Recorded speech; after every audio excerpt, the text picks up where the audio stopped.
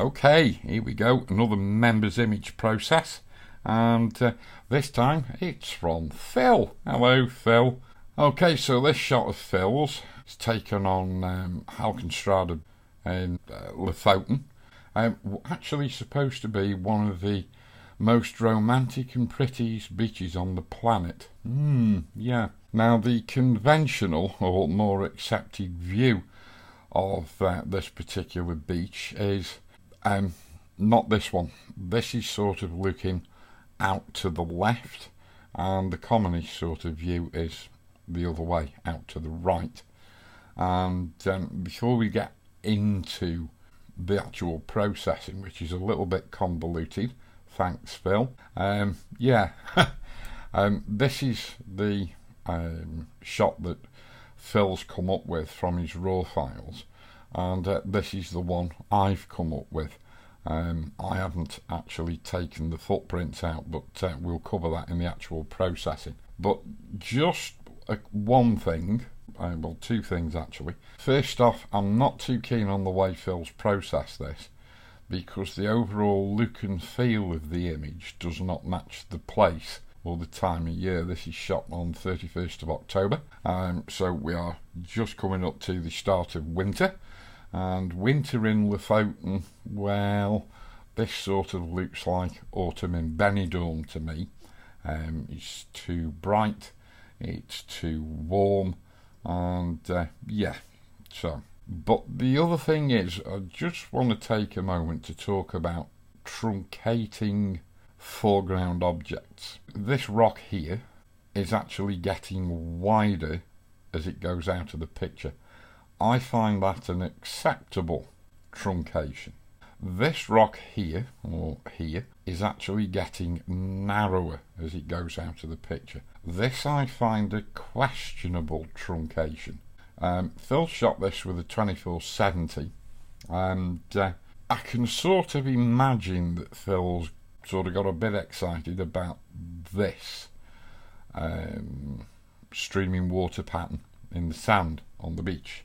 But you've actually, Phil, truncated this as well. If you'd actually stepped back a bit, or gone with a slightly wider angle lens, I'll take it you haven't got one. But whether you had or you hadn't, I would actually have widened the shot either with a shorter focal length lens or by stepping back a little bit, and made sure I got blank sand all the way around this feature here, which might have eased off the truncation of this. In fact, you might actually have ended up getting all of this rock in. And always, when you're doing a composition like this, always try and shoot it landscape as well. Now, I don't actually know if you got a landscape or horizontal aspect ratio of this. I should hope you did. And anyway, but that's all by the by. Here are Phil's actual raw files. We've got 1, 2, 3, 4, 5, 6, 7, 8. Now, the only thing is, if we go to the lightest exposure, which is this one, and we come into a normal view, we can see it's very high contrast, and you'll often see me go to a bracketed sequence that somebody sends me, or that I might have shot myself, and actually produce an image from just one shot within that bracketed sequence. Now this scene is shot in lighting conditions at the time of day when subject brightness range truly exceeds the dynamic range of any camera. It might not have exceeded the dynamic range of a Phase 1 with an IQ4 on the back, but then again that's umpteen tens of thousands of pounds. So from a conventional 35mm format point of view, you would struggle to get this in one shot with virtually any camera. So we have got to shoot a bracketed exposure sequence to get all the detail in both the shadows and the highlights, but we have actually got to do some sort of blend of exposures to pull this shot off in post-processing.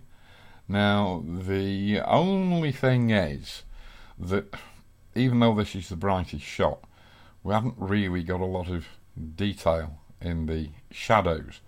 And yes, we know we've got all the Lightroom's background nasties going on in here, but if I switch over to the image in raw therapy, with a neutral profile, you can still see that we've got spiked highlights over here and in the water, which obviously means it's outside the dynamic range of the camera, but the shadows are still well below optimal exposure, because the very, very darkest shadows should actually be somewhere up here around this part of the histogram.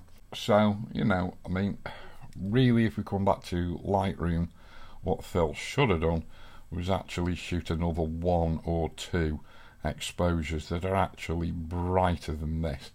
But it doesn't really matter, because he shot it on a 5D Mark IV, so we can actually pull quite a lot of shadow detail out of 5D Mark IV raw files without running into problems of excessive noise generation and the ubiquitous pattern noise, which always creeps into most of the other Canon sensors when we try and pull more than a stop's worth of shadow detail back. Anyway, so first of all, we need to get the contrast under control.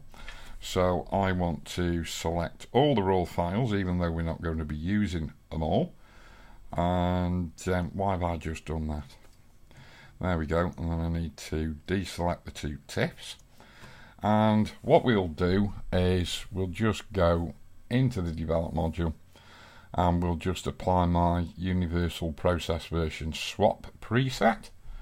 And there we go. So now this image, which is, don't forget, the brightest one, actually looks quite similar to the shot in raw therapy. So I don't need raw therapy anymore. So just to ease up on the demands of the machine, we'll just close down raw therapy and we'll come back to this shot. And yeah, you can see the highlights are blown. So if we come to the next shot, I'll tell you why I don't want to use this, because the camera has actually moved between this first shot and this second shot here.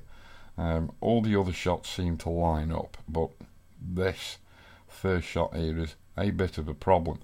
And even in the second and subsequent shots, you'll also notice, Phil, that you didn't distribute your depth of field very well, because your mountings are not sharp. So you know, consider your hand slapped on that.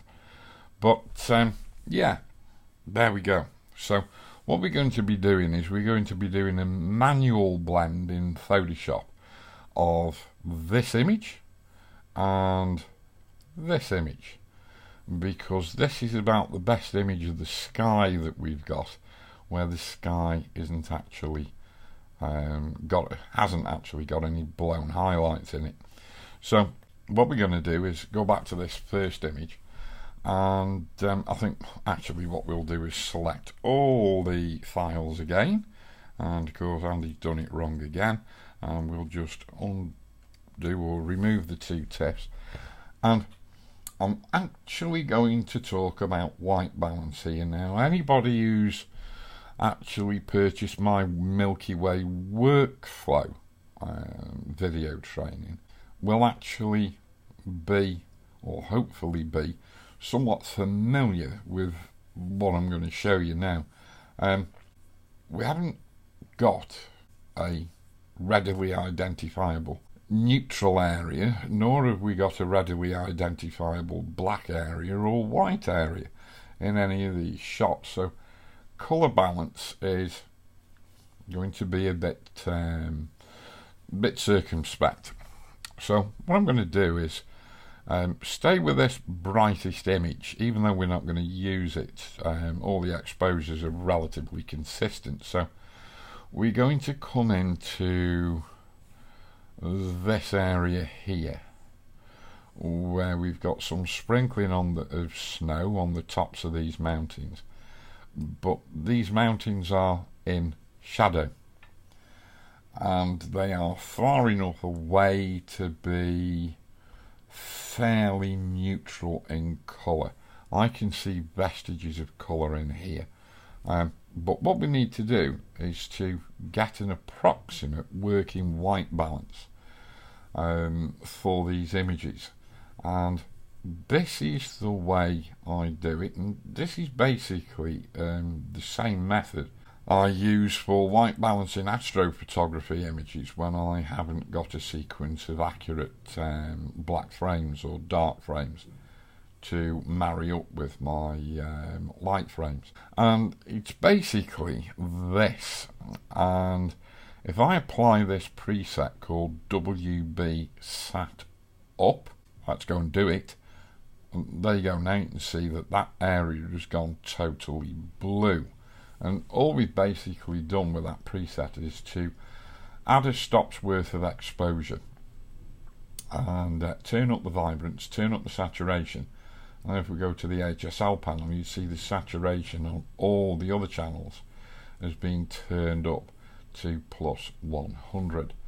Now, you think, wow, Andy, why have you done this? Well, if you think about it, white balancing in Lightroom is a funny old thing, because this temperature slider is, for a start off, completely the wrong way around. Blues are very high colour temperatures, yellows are very low colour temperatures. But when the more yellow you put in, the higher the colour temperature goes. So please do not try and learn colour temperature from using the temperature slider in Lightroom, because it will all be the wrong way around. But if you think about it, temperature is primary blue to secondary yellow. Tint is primary green to secondary magenta. So if something that is supposed to be neutral grey visually appears to be neutral grey, it will have equal components or equal amounts of blue and magenta.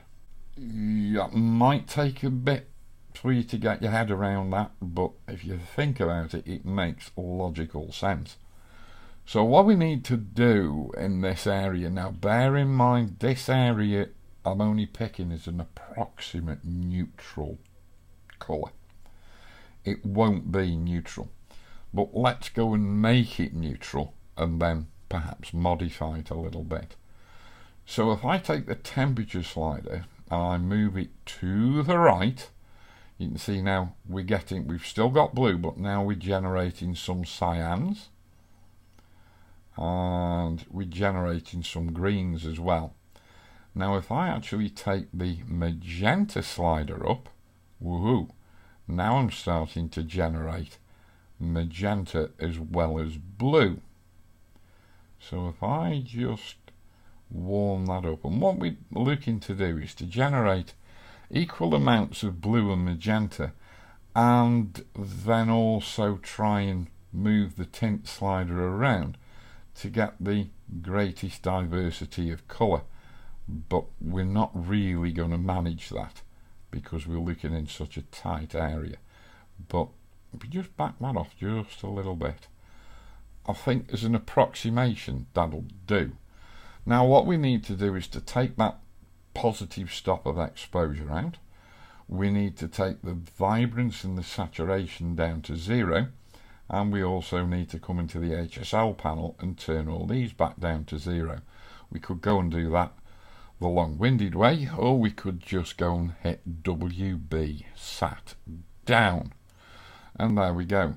So that area is now turned from very blue to very grey, neutral grey. So if we now come back out to a fit to screen view, we can see that it's a little bit too warm.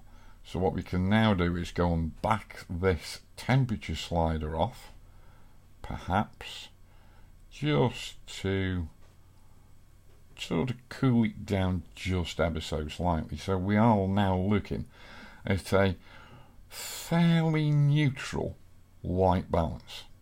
As I said, we're not going to be using this image, so the images that I'm going to use are this one and this one, and we're going to do a straightforward blend in Photoshop, but we actually need to go and do some work first, and I'm not going to bother with the sky so very much in here because we know we've got blown highlights. But what I am going to do is I'm going to be concerned about the foreground, so I'm going to get a radial, not a radial, a straight graduated filter, and I'm going to hold down the shift key, and I'm just going to bring it up to around about the waterline. Yes, we can see that the image is slightly on the ski width, but I'm not going to worry about that now. I'll worry about that when I've actually got the finished image. And what we're going to do, yes, we'll turn up the exposure just a little bit, but what we're going to do is we're going to turn up the clarity, and I might add a little touch of dehaze, and then I'm going to turn up the saturation. Okay, and we're actually going to warm this part of the image up, and then we might just take that up to there. Yeah, something like that. Okay, and we might actually just open the shadows up ever so slightly as well. Don't want to go too crazy because you still want to make them look dark, because don't forget the sun is actually going down. It is behind the mountains. It's not set yet, but basically on the beach the sun is pretty much set, so we need to keep this timely atmosphere going within the image. I think that looks a-okay for now, and what we'll do is I'll just copy the settings. So we'll go copy settings, copy the lot, and I'll come onto this image here, and even though this is the sky image, we're going to still paste those same settings, because what we're going to do is a manual blend in Photoshop. We're not going to be using a luminosity mask. There's no need to get that complicated. What we will do though is add another graduated filter in here to cover off the sky. And what are we going to do here? I think we might just nullify the exposure. We'll take up the saturation. We'll just dial a little bit of exposure in there. Maybe add a little bit of contrast, a little bit of clarity, and do we want to take off dehaze? That actually looks quite nice, but we're not going to.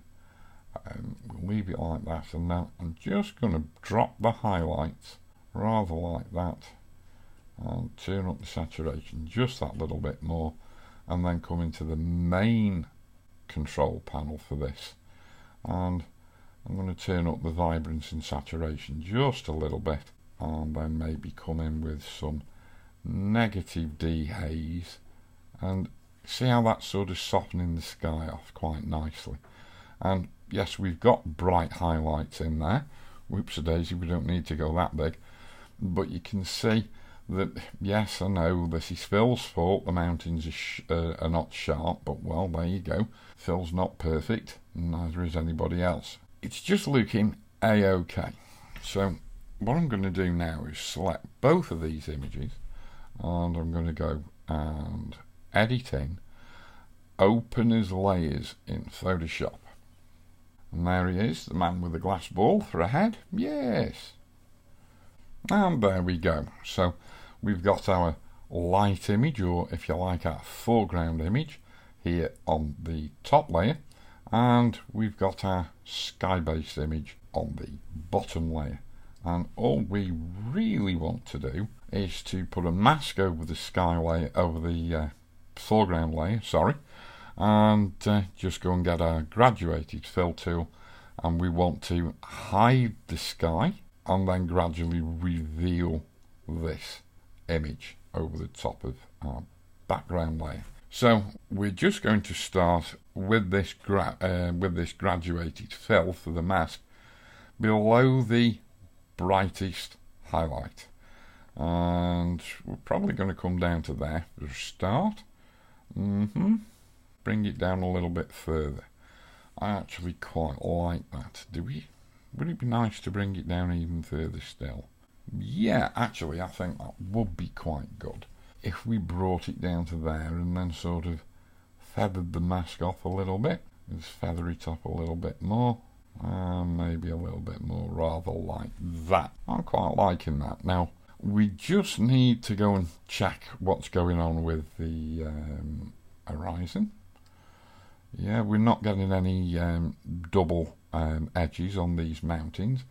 So basically these two line up, these two actual images line up perfectly inside of Photoshop without the need for any auto alignment of the layers. So there we've got pretty much our starting image. However, we want it to go from a high contrast to a low contrast, but we don't want this going too dark. So I think what we're going to do is we're going to bring in a hue saturation adjustment layer over the top of our darker background image, and then we're going to add a clipping mask to it, and I think we'll turn up the saturation of that background image, so this will only affect the sky, but we'll also lift the lightness just a tad, so that keeps this natural fall off of contrast from the front of the image to the back of the image, and we will go and enhance that somewhat in a little bit.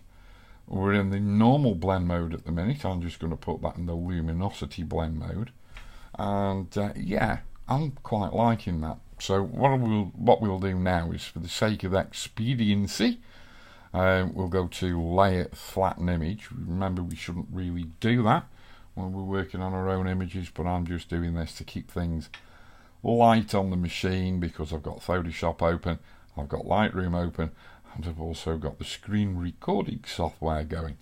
So I need to watch me RAM all the time. So what are we going to do now? Let's just go and duplicate this image, and let's go and try this in the soft light blend mode. And I quite like that. I'm only looking in the foreground, and it is an excessive adjustment. So what we're going to do is just drop the opacity to around about 50%. Turn it off, turn it on. Cool. We're now going to add a mask to this soft light blend mode, contrast increasing adjustment or pixel based layer. Call it an adjustment if you want to. And then we're going to get our graduated fill tool again, and this time we want to be going from white to reveal to black and hide, yeah, or conceal.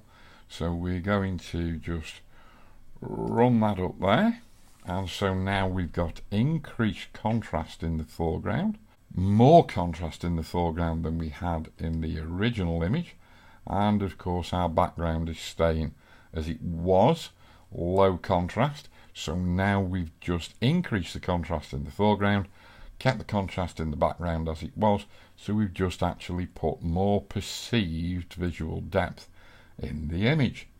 So really and truly, from a Photoshop point of view, that image is pretty much completed.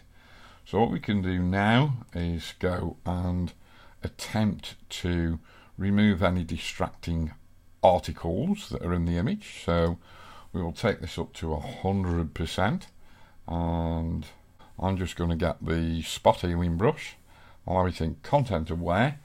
We're in this new empty layer, which is set to sample all layers, and the tool is set to sample all layers. So basically I can get the spot healing brush and I can take out that which is driving me nuts, and we'll call that done. That doesn't look too bad at all.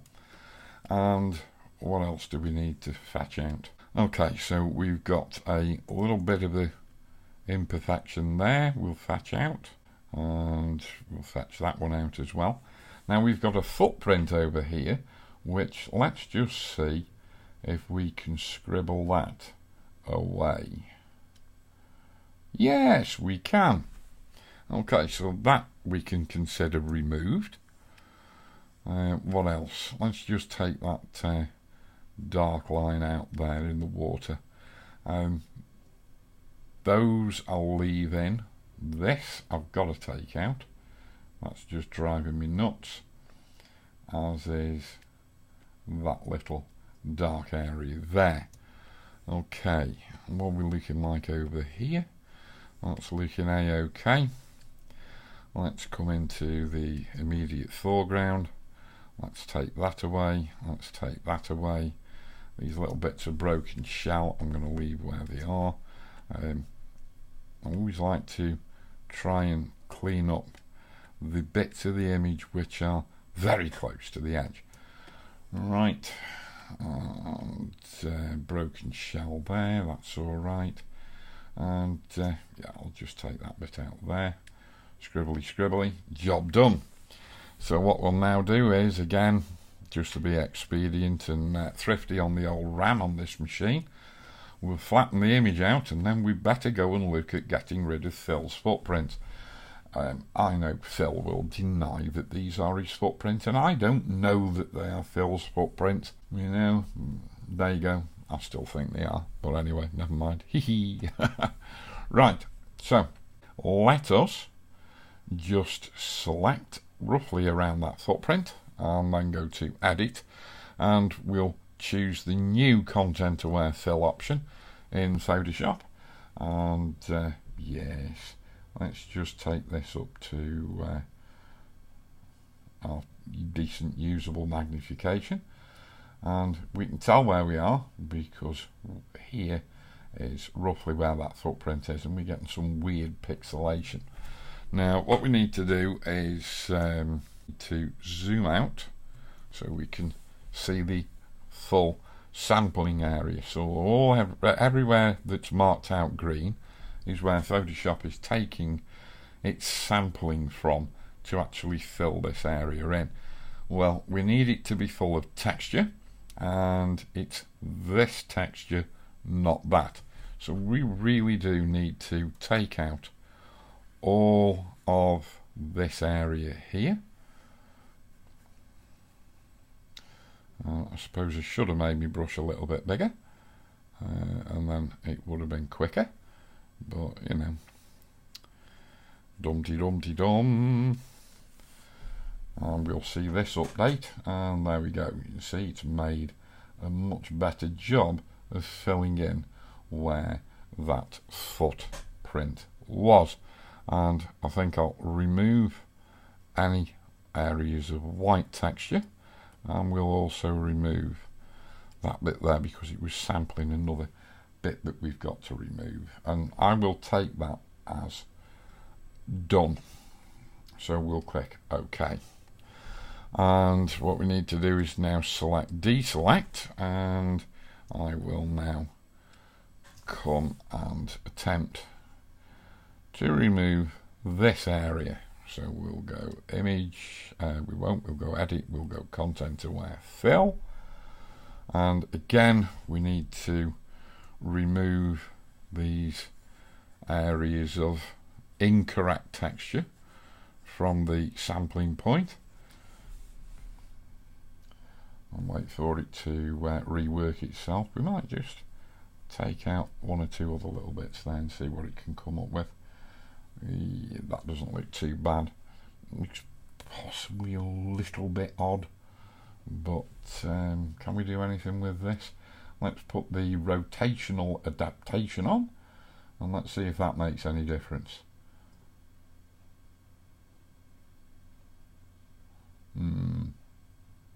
Yeah, so we'll leave that. We'll call that as done as well. Yeah, we probably shouldn't have put so much rotational adaptation on there, but well, there we go. So let's now go select deselect, and let's come over to this one, and we'll go image, no we won't, we'll go edit, content aware fill, and we'll do this all over again. And really and truly what we want now is we want this sort of texture here. So what we need to do is we need to remove all the smooth sand texture and the texture from that other footprint, or that remaining footprint, which we'll have to go and address in a moment. And let's just look in the preview screen. That doesn't look too brilliant, does it?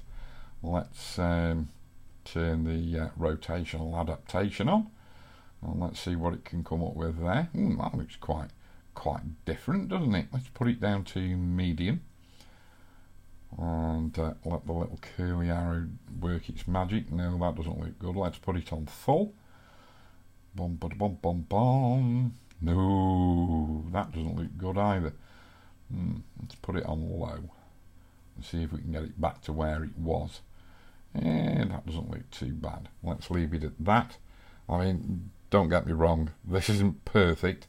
You actually need to seriously have a play.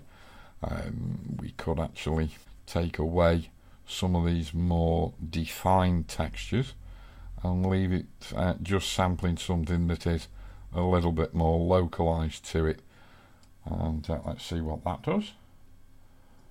But you do have to play around with these settings, and yeah, that'll do. We'll call this done. It's just something you've got to play around with as and when you use it, so we'll click OK.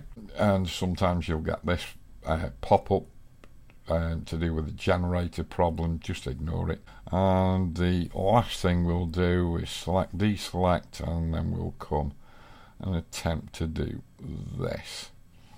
And we will go edit, content aware fill. Hoopity boop boop boo. And then we need to make our brush bigger, and we need to sweep away virtually all of this. And there we go, and let's see what happens now. That doesn't look too bad at all. I'm just going to call it done.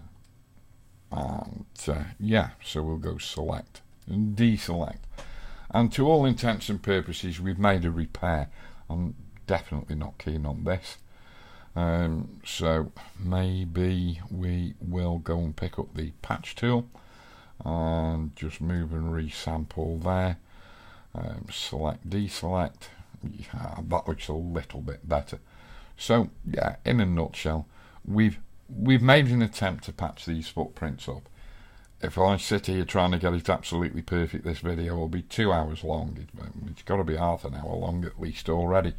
But anyway, there we go. So what we're going to do now is just come out to a fit to screen view, and to all intents and purposes, that is really and truly as far as we need to go inside of Photoshop. So I'm just going to go save, and we could go further in Photoshop, but the only things I want to do to this image now to make it sort of look halfway decent, I can do a lot more expediently inside of Lightroom, because what I need to do now are either lateral adjustments with a graduated filter or global adjustments.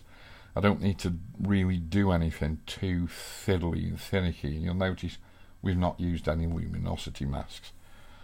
So if I come over to Lightroom with a bit of luck and a fair wind, the image should be here. Yes, it is. So I could cheat and just go and drop my settings from this previous TIFF that I've created on, but I won't. We'll go and get a normal graduated filter, and we will lift it up. And yeah, I know we've got to straighten the image yet, haven't we? In fact, come on, let's go and do that image straightening first of all. Let's just go and rotate it just ever so slightly like that, and click done. Yeah, now we can go and put our graduated filter on. Yay, look at that. Yeah, and what we want is a bit of clarity, little bit of dehaze, and see how much detail we're extracting out of this stunning pattern in the sand. But we really do need to, this is a sort of adjustment we need to give a long fade to.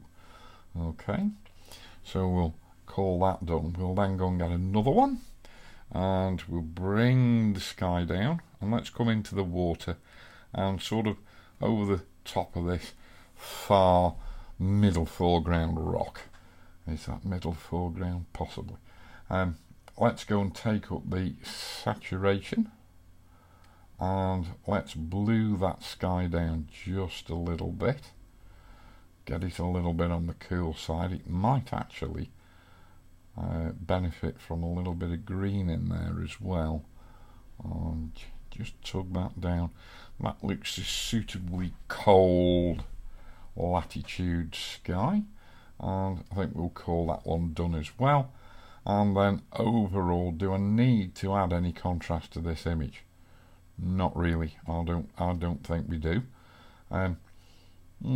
Might we all now need to do a little bit of negative dehaze and a bit of negative exposure? No, that's an invalid adjustment. So I think we can just poke up the vibrance just a little tiny bit, and then just come and drop some darkening in on the corners just to focus your attention. And there we go. It's a little bit different from my previous process, but at least it's now straight. And yeah, there we go. And let's just compare that to Phil's version, and yeah, suitably different all over again. So, you know, I mean, it's all a matter of personal preference and personal taste. I actually do prefer this image to this image, because even though I'm not stood on this particular beach, I do know, or I have a damn good idea of what the general mood, atmosphere and colour of light and distribution of light was like when Phil actually took the image. So there you go, Phil. Hope that's sort of given you a different slant on how to process your image from Halkenstranda Beach. And yeah, there we go. Hope everybody else has found this interesting. And yeah, there.